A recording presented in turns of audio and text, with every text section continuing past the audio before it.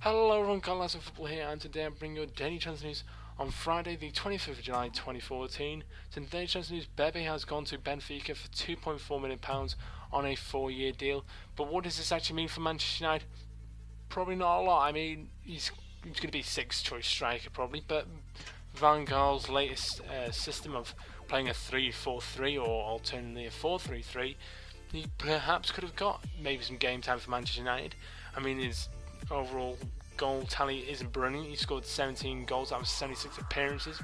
Not brilliant, obviously, but he has scored 13 out of 27 appearances recently for Portuguese side Pacos de Ferreira, whilst he was on loan there last year.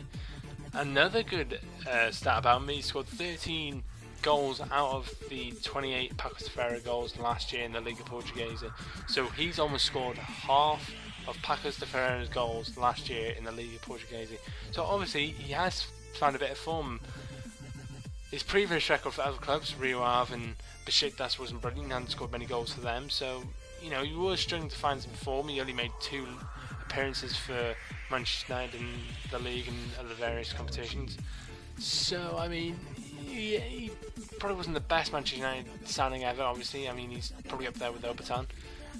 But are Manchester United missing out on a possible striker for the future? He's 24 years old, so he's not old, but he's not young. I mean, you know, players can vary, obviously, but I think Van Gaal is. I think, you know, Manchester United aren't exactly lacking in that department at the moment. They've got plenty of strikers and plenty of centre forwards, wingers, what have you.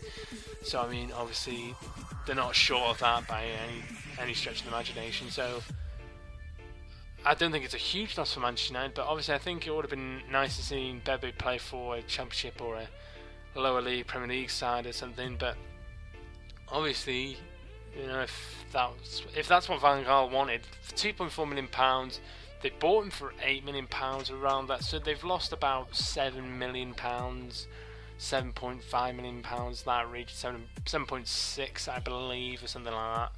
So obviously they have lost a bit of money on him, but I mean, at the end of the day, it's better than nothing.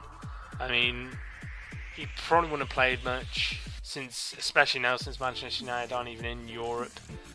So I think it is good. It is, you know, it is what it is at the end of the day. I think he could have been a good player, possibly, especially under Van Gaal, who can change the worst of players. Not the worst of players, but not people like Ron Vlaar. I mean, obviously, Ron Vlaar last year for Aston Villa wasn't exactly the best player in the world.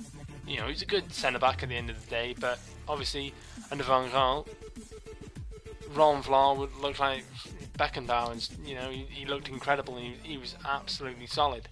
I mean, I'm not saying he was, you know, bad for Aston Villa, but obviously he was a lot better under Van Gaal, and you know, to think what Van Gaal could have done with Bebe. I mean, obviously we don't know, but you know, we'd like to imagine that he could have possibly turned Bebe into a top striker. But so anyway, this has been Glass Full. Make sure to like and subscribe. What are your thoughts on Bebe? Do you think he was a flop or not? Do you think Van Gaal could have turned it around for the striker? So anyway, I hope you enjoyed. Thanks for watching, and goodbye.